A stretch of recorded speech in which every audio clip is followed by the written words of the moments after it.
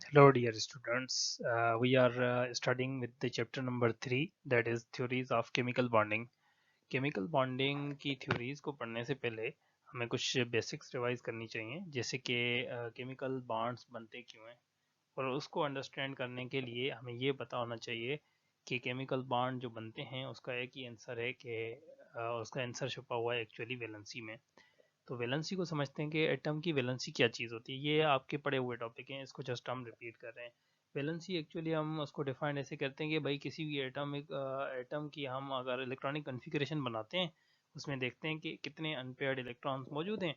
उस number of unpaired electrons को हम साइंटिफिक टर्म में क्या कहते हैं, वैलेंसी। तो अगर आपसे कोई पूछे कि किसी एटम की क्या वैलेंसी है, तो आपने कहना है, आपने क्या करना है, सिंपली आपने इलेक्ट्रॉनिक कन्फिग्रेशन बनानी है और काउंट करने हैं कि उस इलेक्ट्रॉनिक कन्फिग्रेशन के रूल्स के मुताबिक जो कन्फिग्रेशन आपने बनाई है उसमें नंबर ऑफ अनपेयर्ड इलेक्ट्रॉन कितने बनते हैं, that is it's valency. For example, अगर आपको पूछा जाए कि सोडियम एलिमेंट है, उसका एटॉमिक नंबर जो है 11 है, तो आप हमें बताएं कि उसकी वैलेंसी कितनी है। तो आपने क्या करना है, इलेक्ट्रॉनिक कन्फिग्रेशन ड्रा करनी है। उसके लिए ये डायग्राम हमें हेल्प करती है, और इसको देखते हुए मैंने इलेक्ट्रॉनिक कन्फिग्रेशन ड्रा की, तो मुझे पता चला कि आखिरी जो इलेक्ट्रॉन है वो एस ऑर्बिटल में जाता है, और एस ऑर्बिटल में वो एक इलेक्ट्रॉन रहता है, अनपेयर्ड इलेक्ट्रॉन रहता है। तो इसकी वैलेंसी कितनी बनी, दैट इज 1। अच्छा जी, अब मैं दूसरा इलेक्ट्रॉन लेता हूँ कि उसको कहता हूँ कि इसकी जो ना एटॉमिक नंबर है 17, और उसकी इलेक्ट्रॉनिक कन्फिग्रेशन ड्रा करके मुझे बताएं कि उसकी वैलेंसी कितनी बनती है। तो आपने क्या किया, आपने उसकी इलेक्ट्रॉनिक कन्फिग्रेशन बनाई, इलेक्ट्रॉनिक कन्फिग्रेशन बन गई। आपको पता चला कि आखिरी इलेक्ट्रॉन जो है वो पी ऑर्बिटल में एग्जिस्ट करता है, और पी सब शेल के 3 ऑर्बिटल होते हैं, P X, P Y, P Z. अब पी सब शेल में टोटल बनते हैं 5 इलेक्ट्रॉन। तो 5 इलेक्ट्रॉन में को अगर मैं 3 में डिवाइड करूंगा, तो एक शेल ऐसा होगा, एक ऑर्बिटल ऐसा होगा जिसमें अनपेयर्ड इलेक्ट्रॉन एक बच जाएगा। तो इसकी वैलेंसी भी क्या बनेगी, इसकी वैलेंसी भी हमारी 1 बनेगी। ठीक है जी। तो वैलेंसी का हमें कॉन्सेप्ट समझ आ गया कि हम इलेक्ट्रॉनिक कन्फिग्रेशन ड्रा करेंगे और देखेंगे कि कितने अनपेयर्ड इलेक्ट्रॉन मौजूद है, उन नंबर ऑफ अनपेयर्ड इलेक्ट्रॉन्स को, उसकी वैलेंसी, हम उस एटम की वैलेंसी करेंगे। ठीक है जी। अब आपकी असाइनमेंट ये है कि आपने ये करना है कि आपने मैग्नीशियम, कैल्शियम, आयोडीन और जीनॉन, इनकी वैलेंसीज मालूम करनी है बाय दिस मेथड। ओके जी, और आपने कमेंट बॉक्स में मुझे सेंड कर देनी है, तो मैं आपको चेक करके आपको मार्क्स आपकी बता दूंगा। अच्छा, अब एक और टॉपिक हम की तरफ आते हैं कि स्टेबिलिटी ऑफ एटम्स। स्टेबिलिटी होती क्या है। स्टेबिलिटी का मतलब एक्चुअली होता है कि श्योरिटी ऑफ एग्जिस्टेंस।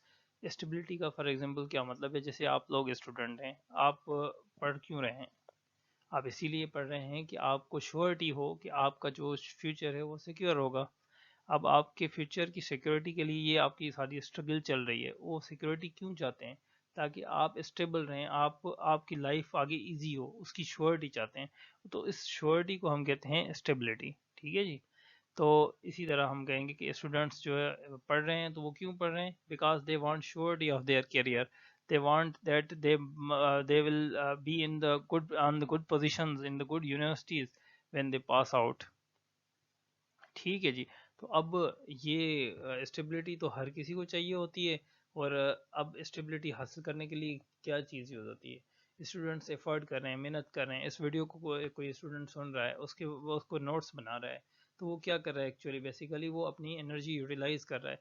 तो स्टेबल स्टेट में पहुंचने के लिए आपको अपनी एनर्जी यूटिलाइज करनी पड़ती है। तो इसका मतलब है कि जो भी आपकी, अगर स्टेबिलिटी आप अचीव करना चाहते हो, सारी आपकी स्ट्रगल जो है स्टेबिलिटी की तरफ है, वो इसीलिए है क्योंकि आप चाहते हो कि आप एनर्जी यूज करके आप चाहते हो कि आप सिक्योर फील करो, ठीक है, इन फ्यूचर। इसी तरह जो एटम्स होते हैं ना, वो भी जब उनके पास अनपेयर्ड इलेक्ट्रॉन्स होते हैं, तो वो अनस्टेबल होते हैं, इनसिक्योर होते हैं, अनस्टेबल होते हैं, उनकी एग्जिस्टेंस खतरे में होती है। ठीक है, क्योंकि उनके पास बहुत ज्यादा एनर्जी होती है।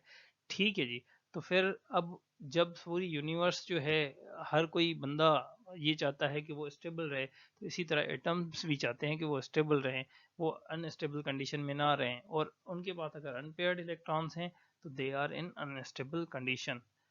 तो वो क्या चाहते हैं कि वो स्टेबल हो जाएं, और स्टेबल होने का क्या तरीका है उनके पास कि अपने इलेक्ट्रॉन्स को पेयर्ड कर दें।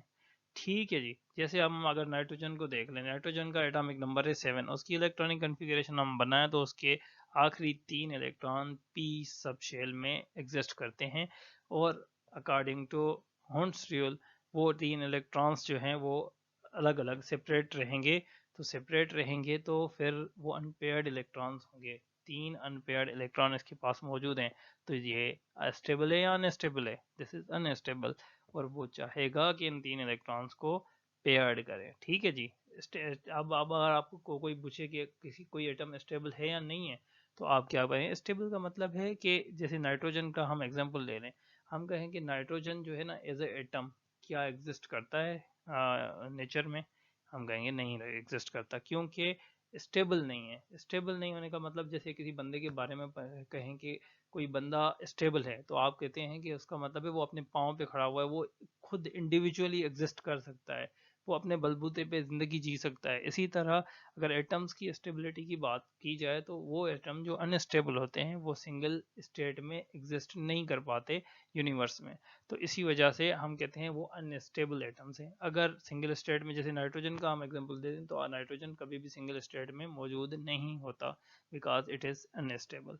अब ये अनस्टेबल है तो इसको स्टेबल बनना है। स्टेबल बनने के लिए इसको क्या करना पड़ेगा? अपने अनपेयर्ड इलेक्ट्रॉन्स को पेयर्ड करना पड़ेगा। ठीक है जी। तो पेयर करने के लिए क्या करना पड़ेगा?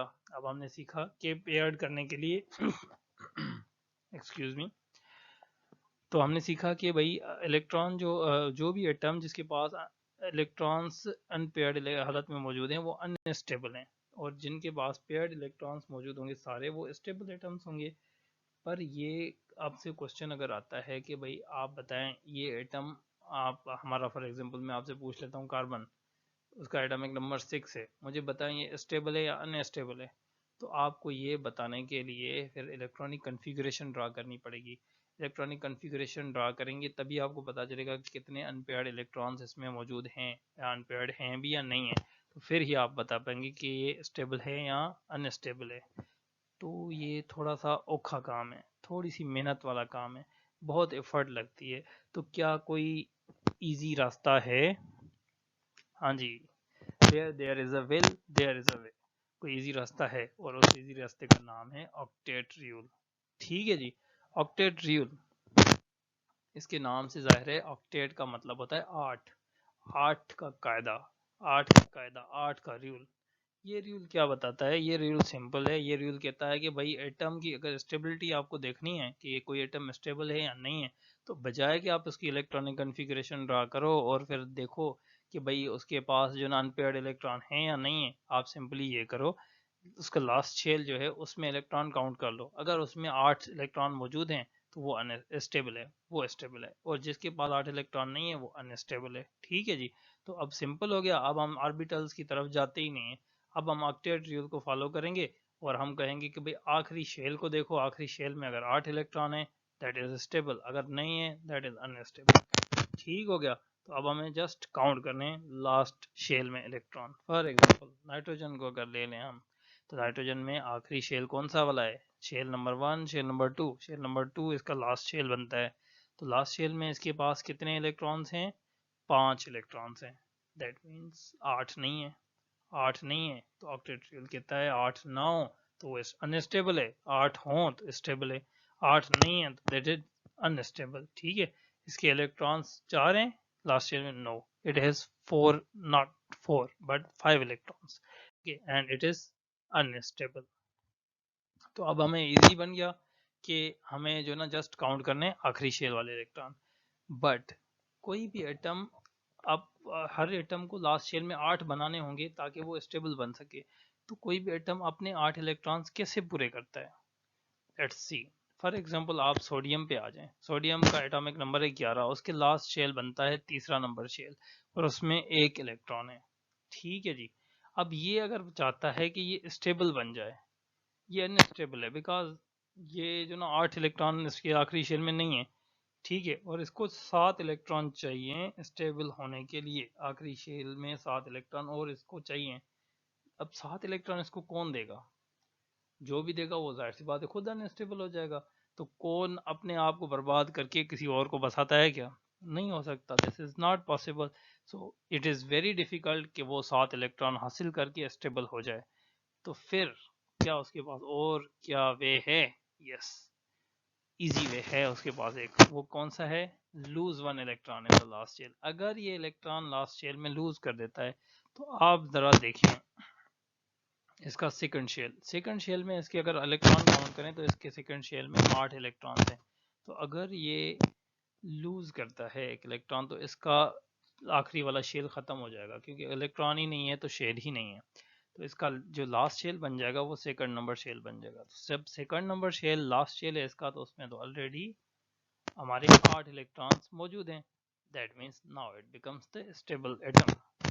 ओके, तो अब ये हमें समझ आया कि कोई एटम अगर फॉर एग्जांपल वो एटम हमारा सोडियम है तो वो हम चाहता है कि स्टेबल बने। तो स्टेबल बनने के लिए उसको क्या करना पड़ेगा? आखिरी शेल में 8 इलेक्ट्रॉन किसी न किसी तरह से अरेंज करने होंगे, और वो कोई इजी तरीका ढूंढेगा जिससे वो 8 इलेक्ट्रॉन अरेंज कर पाए। अभी अब नेक्स्ट एटम पे चलते हैं, दैट इज क्लोरीन। उसका एटॉमिक नंबर 7 है और इसका लास्ट शेल है थर्ड वन।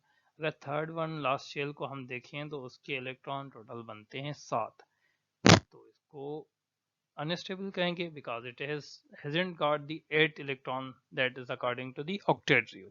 तो 8 इलेक्ट्रॉन इसके पास नहीं है, तो अब 8 इलेक्ट्रॉन इसको चाहिए भाई, तभी स्टेबल होगा। तो 8 इलेक्ट्रॉन वो कहाँ से लाएगा? क्लोरीन वो 8 इलेक्ट्रॉन कैसे कंप्लीट करेगा?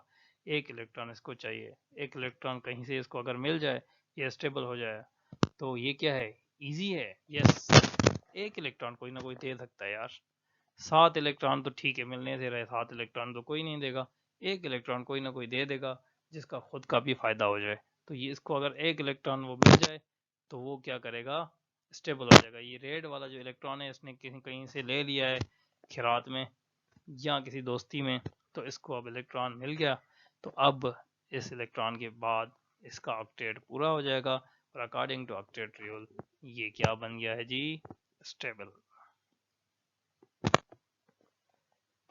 तो अब आपकी असाइनमेंट है। अब आप समझ गए कि इलेक्ट्रॉन 8 शेल में 8 इलेक्ट्रॉन जो ना पूरे करने के लिए लास्ट शेल में एटम्स क्या कर सकते हैं? एटम्स इलेक्ट्रॉन लूज भी कर सकता है, एटम इलेक्ट्रॉन गेन भी कर सकता है। यहाँ पे क्लोरीन के केस में हमने इलेक्ट्रॉन गेन किया है और सोडियम के केस में इलेक्ट्रॉन लूज किया है। तो आपकी असाइनमेंट है कि आप मुझे बताएं कि ब्रोमीन और लिथियम ये दोनों अपने आप को स्टेबल करने के लिए अपने आप में 8 इलेक्ट्रॉन लेके आने के लिए आखिरी शेल में क्या करेंगे? इलेक्ट्रॉन लूज करेंगे, इलेक्ट्रॉन गेन करेंगे। ये आपकी असाइनमेंट है। आप मुझे कमेंट्स में शेयर कर देंगे, मैं आपको चेक करके वापस भेज दूंगा। ठीक है जी। तो यूं होता है काम क्लोरीन का। क्लोरीन को चाहिए एक इलेक्ट्रॉन, सोडियम अपना एक इलेक्ट्रॉन लूज कर दे तो 8 का ऑक्टेट पूरा हो जाता है, उसका आखिरी शेल सेकंड नंबर शेल बन जाता है। तो फिर ये होगा कि सोडियम अपना इलेक्ट्रॉन क्लोरीन को दे देगा और फाइनली दोनों का फायदा हो जाएगा। तो ये विन विन सिचुएशन खेलेंगे। ठीक है जी। तो इसी तरह अगर हम आ जाएं अभी नाइट्रोजन पे, नाइट्रोजन के जो ना एटॉमिक नंबर 7 है और 7 इलेक्ट्रॉन्स इसमें मौजूद होने चाहिए, और इसके आखिरी शेल में इलेक्ट्रॉन जो है वो 5 मौजूद होते हैं इलेक्ट्रॉनिक कन्फिगरेशन के मुताबिक। ठीक है जी, 5 इलेक्ट्रॉन इसके बाद मौजूद हैं तो ये अनस्टेबल है बिकॉज 8 इलेक्ट्रॉन होंगे तो स्टेबल होगा। तो इसको कितने इलेक्ट्रॉन और चाहिए? 3 इलेक्ट्रॉन और चाहिए टू बिकम स्टेबल। अब क्या करें? 5 लूज कर दे या 3 गेन कर गए। अगर 5 ये लूज कर देता है तो इसका जो फर्स्ट शेल है उसमें तो 2 इलेक्ट्रॉन है, तो ये 8 इलेक्ट्रॉन तो फिर भी पूरे नहीं हुए, तो ये स्टेबल नहीं होगा। तो अब क्या करें? 3 इलेक्ट्रॉन गेन करें। अब 3 इलेक्ट्रॉन ये कैसे गेन कर सकता है वो आपने बताना है मुझे कमेंट में। इसी तरह एक और एटम हम लें, अगर एटम हम देते हैं जो वो कार्बन है, वो उसका नाम एटॉमिक नंबर 6 है और उसके आखिरी शेल में टोटल इलेक्ट्रॉन 4 हैं। तो इसका मतलब है ये अनस्टेबल है because it has to be 8 electrons in the last shell that to complete the octet. ठीक है जी। तो इसको 4 इलेक्ट्रॉन और चाहिए स्टेबल होने के लिए। तो अब क्या करें, 4 गेन करें या 4 लूज करें। अब इन दोनों केसेस में आंसर है कि to get 8 electrons in the shell they will be mutually sharing। अच्छा जी, अब हम ये कॉन्सेप्ट एक नया आ गया। पहले हमने ये सोचा कि एक एटम लूज करता है, एक गेन करता है और फायदा हो जाता है। अब हम एक डिफरेंट किस्म के एटम्स पे आ गए हैं जो कि ना लूज करना चाहते की पोजीशन में है ना गेन करने की पोजीशन में। तो अब ये क्या करेंगे, ठीक है, अब ये क्या करते हैं, ये फिर शेयर करते हैं एक दूसरे के साथ, शेयर करके और अपने आप को स्टेबल कर देते हैं, 8 इलेक्ट्रॉन्स पूरे कर देते हैं। ठीक है जी। अच्छा जी, तो अब इस सारी डिस्कशन का क्या लेसन लर्न हुआ कि एटम जो है वो एक दूसरे की हेल्प करते हैं, कभी इलेक्ट्रॉन दे देते हैं, कभी इलेक्ट्रॉन ले लेते हैं, कभी एक दूसरे के साथ दोनों मिलके शेयर कर लेते हैं इलेक्ट्रॉन, और ताकि वो स्टेबल बन सके। तो एटम्स आर जेंटलमैन, और वो एटम्स क्या करते हैं, एक दूसरे की हेल्प करके एक दूसरे को स्टेबल करने के लिए जो ना इलेक्ट्रॉन्स की जो ना डिस्ट्रीब्यूशन कर देते हैं एक दूसरे के दरमियान। ठीक है जी। एटम्स कैसे जो ना अपने आप को हेल्प कर सकते हैं, 2 वेज हैं। कौन सा वाला, एक हमने पढ़ा कि भाई या तो इलेक्ट्रॉन म्यूचुअली शेयर कर लेंगे, या तो फिर एक इलेक्ट्रॉन गेन करेगा, एक लूज करेगा, तो फिर ये स्टेबल हो जाएंगे। अब इस किस्म की हेल्प जो इलेक्ट्रॉन्स की डिस्ट्रीब्यूशन के बेस पे ये एटम्स एक दूसरे की करते हैं, इस हेल्प को हम कहते हैं केमिकल बॉन्ड। पर अब हम ऐसे तो लिख नहीं सकते केमिकल बॉन्ड को जो ना उसमें बुक्स में, अपना एग्जाम्स में नहीं लिख सकते। तो फिर हम कहते हैं कि केमिकल बॉन्ड की डेफिनेशन हम निकालते हैं। केमिकल बॉन्ड में जो वर्ड बॉन्ड है उसका मतलब होता है अट्रैक्शन। तो इसकी डेफिनेशन बन जाती है कि attraction between atoms that holds them together. तो एटम्स के बीच में एक्चुअली एटम दोनों, दो एटम्स जो एक दूसरे के साथ इंटरेक्ट करेंगे इलेक्ट्रॉन्स की शेयरिंग के लिए, इलेक्ट्रॉन्स की ट्रांसफर के लिए, तो वो इलेक्ट्रॉन एक्चुअली दोनों इन नीड हैं। Friend in need is friend in deed. Okay, तो दोनों को ज़रूरत है एक दूसरे की, दोनों को ज़रूरत है, दोनों को नीड है एक दूसरे की, दोनों को एक दूसरे की हेल्प की नीड है। तो इस नीड के बेस पे उनके बीच में इंटरेस्ट डेवलप होगा, अट्रैक्शन डेवलप होगी, और वो जो अट्रैक्शन है उस अट्रैक्शन की वजह से वो एटम्स एक दूसरे के साथ रहेंगे, और साथ रहने की वजह से उनके ऑक्टेट दोनों के पूरे हो जाएंगे और वो स्टेबल हो जाएंगे। तो attraction between atoms that holds them together, उसको हम कहते हैं केमिकल बॉन्ड, और इससे वो ऑक्टेट अचीव कर लेते हैं।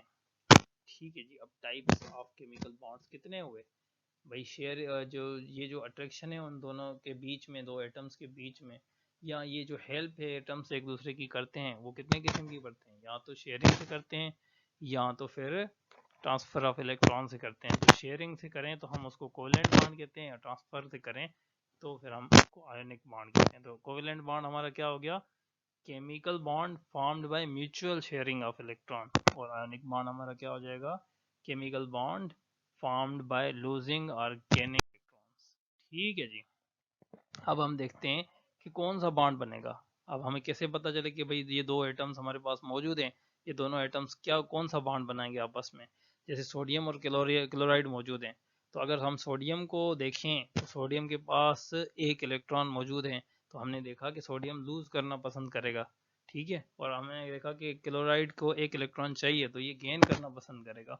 ठीक है, जब ऐसे दो एटम्स इंटरेक्ट करें कि एक गेन करना चाहता है एक लूज करना चाहता है, तो दोनों विन विन सिचुएशन में क्या करेंगे, आयोनिक बॉन्ड बना लेंगे, क्योंकि बॉन्ड की ट्रांसफर हो जाएगी, इलेक्ट्रॉन्स की ट्रांसफर हो जाएगी, तो वो आयोनिक बॉन्ड बना लेंगे। ठीक है जी। अब हम आते हैं क्लोराइड क्लोराइड। अगर क्लोरीन और क्लोरीन दो एटम एक दूसरे के साथ इंटरेक्ट करें तो क्या बॉन्ड बनाएंगे।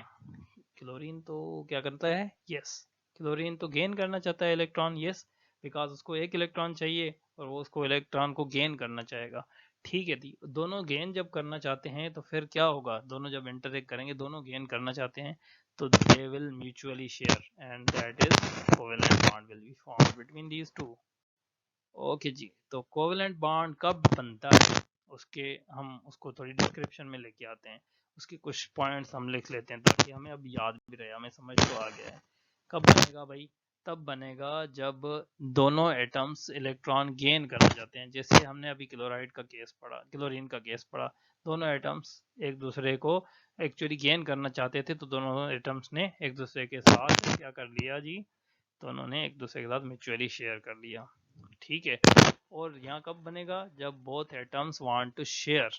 जैसे मैंने आपको बताया कि कार्बन एंड नाइट्रोजन, ये दोनों ऐसे ग्रुप के मेंबर, इन दोनों के ग्रुप के मेंबर जो हैं वो इलेक्ट्रॉन शेयर करना पसंद करते हैं।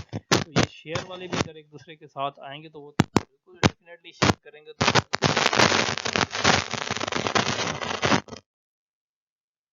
अच्छा जी, अगर एक एटम शेयर करना चाहे और दूसरा एटम जो है वो गेन करना चाहे, तो फिर भी ये कोवेलेंट बॉन्ड ही बनाएंगे।